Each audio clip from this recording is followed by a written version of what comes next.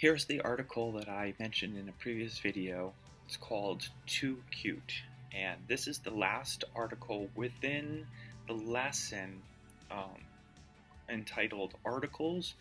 And what we're going to do is I will read this out loud, talking about some of the elements of the text, and then you will read it yourself, looking for answers to the questions that I'll read to you in a minute. These questions. So you're going to see this text within a slideshow, right? So what do you think this is about? I've actually already mentioned it. And you see a picture here, and a lot of times you'll see, your brain will see the pictures before you are able to read any of the words, and that might give you an idea. It's not super clear what the picture is, but you can glance at the caption, and there's nothing wrong with reading the caption before reading the whole article. A baby harp seal has a rounded body and big eyes, just like a human baby. That's cute. All right, and then here are the sidebars over here on the side of the text. I grew up calling these margins, but this particular book, these lessons, call them sidebars. Regardless, it's a space on the side that has extra information.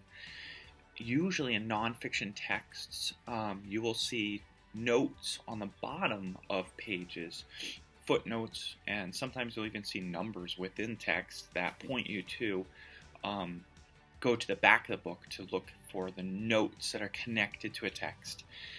Online, you will see more often than anything links. So whenever there's a word that's underlined, that's a hyperlink. Usually it's even a different color, like blue. And that's a place where you could click on that to go to, oftentimes it'll be a source.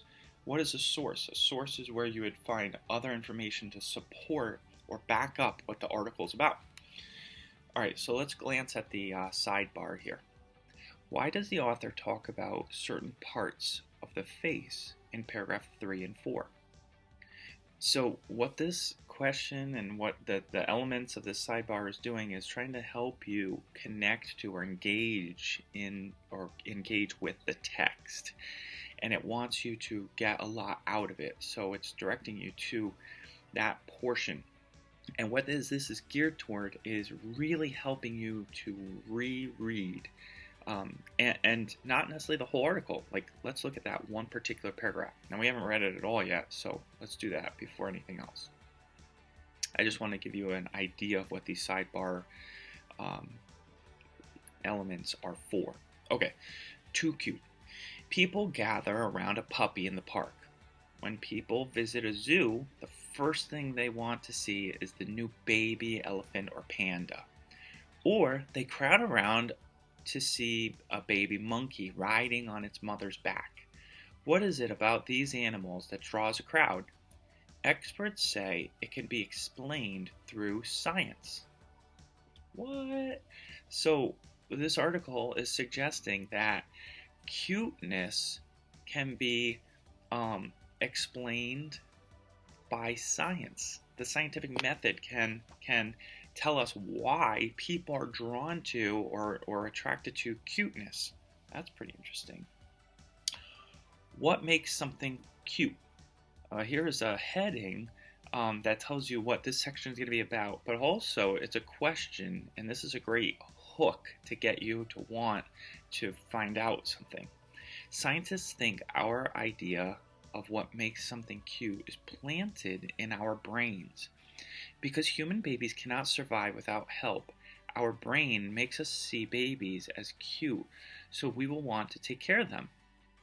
I've actually read about this in other texts, and I have read about, and I didn't read the actual papers, the studies, but there are scientific papers explaining different experiments that were done to prove this. So I know that this is legit.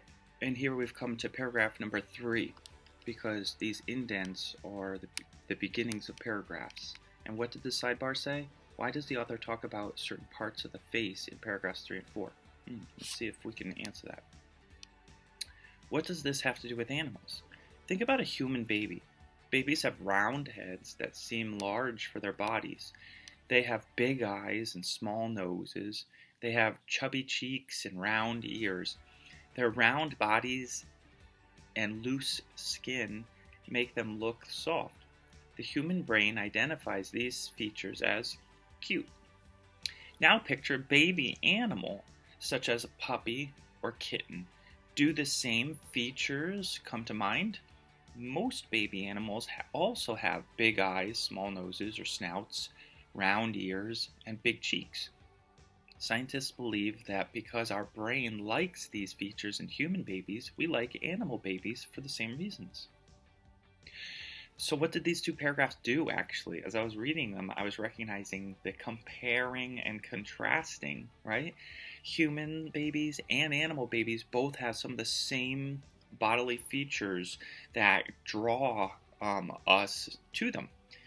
Big eyes, what are they? Big eyes, small noses, round, chubby cheeks, right? Round heads.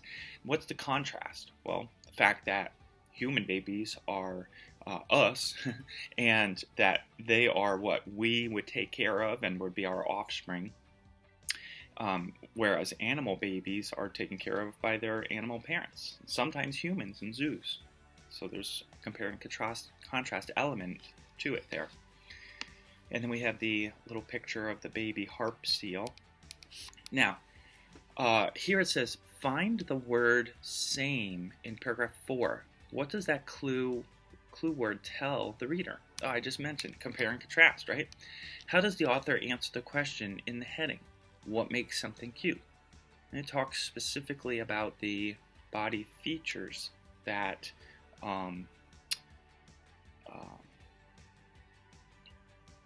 cause something to look cute. Okay, how do cute babies act? Scientists think it is more than a cute face that makes people love baby animals. They think it is also how baby animals act. People like to watch actions that remind them of how human babies move. Again, compare and contrast. Think about a human baby's first wobbly steps. Then picture a baby penguin or giraffe taking its first steps. The unsure side-to-side motion is much like that of a human baby. Now think about other things that make people ooh and ah at the zoo. It may be tiger cubs rolling around on the ground. It may be a monkey clinging to its mother, or a young panda curling up for a nap. Actions that are clumsy, playful, or loving all remind us of human babies. I would add here the idea of helplessness, like needing an adult to just function. Is sometimes I wonder if that might cause somebody to think that something is cute. How does cuteness help zoos? This is interesting. So they might actually want to encourage people to be drawn to cuteness. Let's read. When a new baby is born or adopted at a zoo, the zoo workers are happy. They know that people will come to see that new baby animal. Some zoos hold contests in which the winners get to name the new baby. Sometimes zoos offer special programs so visitors can meet new babies and learn about them. These events bring lots of people to the zoo or aquarium. So the next time you rush to see a puppy or kitten, look carefully. Does it remind you of a human baby? If it does, your brain is telling you that the animal is cute. So what's this article doing at the very, very end of it? It's causing you to not only engage with the text, but it's helping you take the text and make a connection to real world experiences. And it's telling you to think of this text the next time you see a baby human or a baby animal. A mother giraffe helps her baby take its first steps. Let's take a look at the sidebar over here. Why does the author give examples of animal actions, such as a giraffe taking its first steps or a monkey clinging to its mother?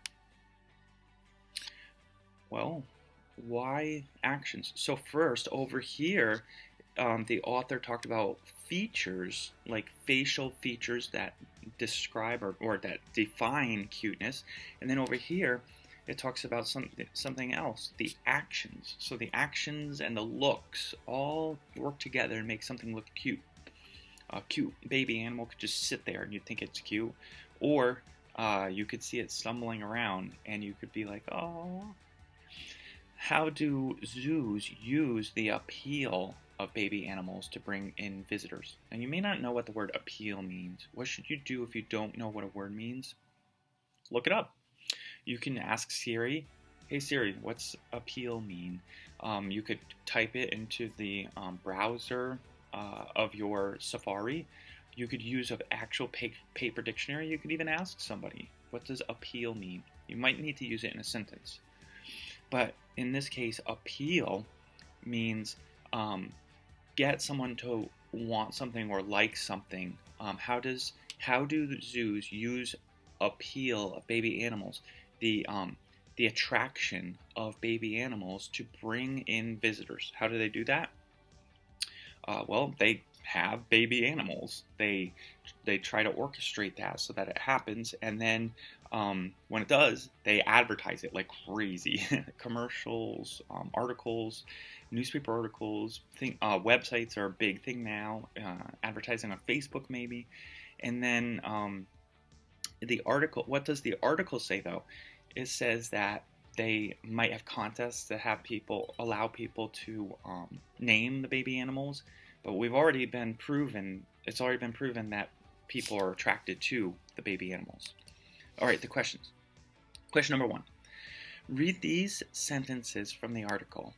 Now picture a baby animal such as a puppy or a kitten. Do the same features come to mind? Most baby animals also have big eyes, small noses or snouts, round ears, and big cheeks. What does the word features mean in the sentence? Well, look to see how it's used. The same features come to mind. And then the next sentence, it says most baby animals also have, and what's it talk about? It doesn't talk about actions. It talks about the parts of the body, right? Question number 2. Which sentence supports the main idea in the section how do cute babies act? And I'll give you a heads up. The writing that you're going to do for this article has to do with the main idea and details. You're supposed to write a paragraph telling about this article. What is the main idea? And don't just say too cute or cuteness. You need to write an introductory sentence explaining the main idea, then write a few sentences after that that provide details from the text explaining how you know that this is the main idea. And this is pretty easy because I told you. The main idea of this article is that baby animals are perceived or thought of as cute, and that is attractive to adult animals. And we're animals, so human babies are seen as cute.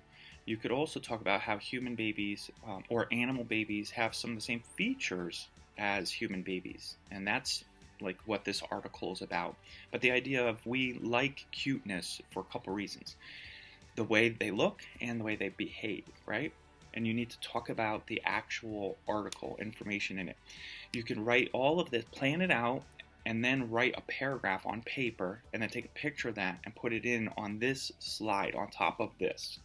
You could type, but I'd like you to do some handwriting to practice that.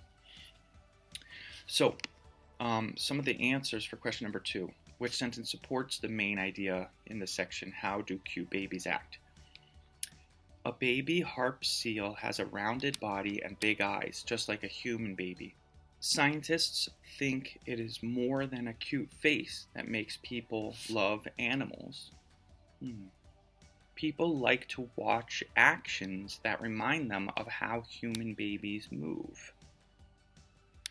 So the next time you rush to see a puppy or kitten, look carefully.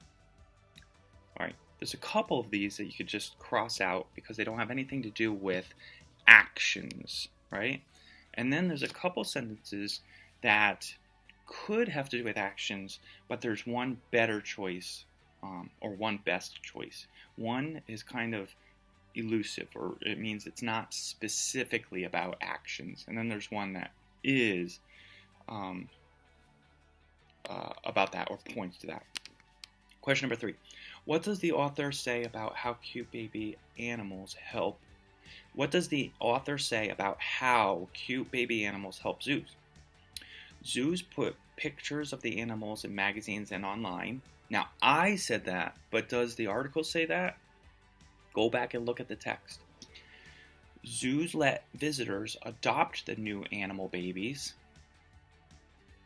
Zoos offer special programs and hold contests to name the animals. Zoos sometimes have new or adopted baby animals. So there's keywords in each one of these answers, right? The last answer here, the last answer talks about adoption. Is that word in the article? So the answers might sound good, but make sure you look at the text to see which one is the best answer. Which two text features are used in the article? Sidebars and headings. Captions and sidebars. Hyperlinks and charts. Headings and captions. I actually don't know the answer to this because so all the other questions I know the answer to, and kind of like hint at them a little bit. This one, there are sidebars and there are headings. Captions and sidebars also exist. So this would be a heading. Here's the sidebar, and this is a caption. What are they trying to get you to identify? Hyperlinks and charts don't exist at all, so you could completely cross that one out. Headings and captions. I think I would probably choose D, only because sidebars aren't necessarily a text feature. It's something that this particular text has, but headings and captions are more text features in nonfiction texts. I'm not sure what they're getting at, because they mentioned sidebars in the beginning of this lesson, like from day 1. So that kind of threw me for a loop. Question number 5. And this one has 2 parts. You want to answer part 1 and then look closely at part 2. Which one has to do with part 1? It should support part 1. And if it doesn't, if none of them do, then go back to part 1 and see if maybe you didn't choose the best answer. Which statement best explains why humans see baby animals as cute? Baby animals remind people of human babies. Many baby animals look like their parents. Baby animals need to be taken care of by people. Most baby animals are clumsy and playful. All right, I actually have to reread the question to make my best answer. Which statement best explains why humans see baby animals as cute? I think so. We want to compare and contrast. We want to compare human babies to animal babies. That's what you want to do to find the best answer for this one. So the answer is going to talk about human babies and animal babies, I think. Part 2. Which sentence from the passage supports the answer in part 1? Choose one answer. People gather around a puppy in the park. Scientists believe that because our brain likes these features in human babies, we like animal babies for the same reasons. Picture a baby penguin or giraffe taking its first steps. When new babies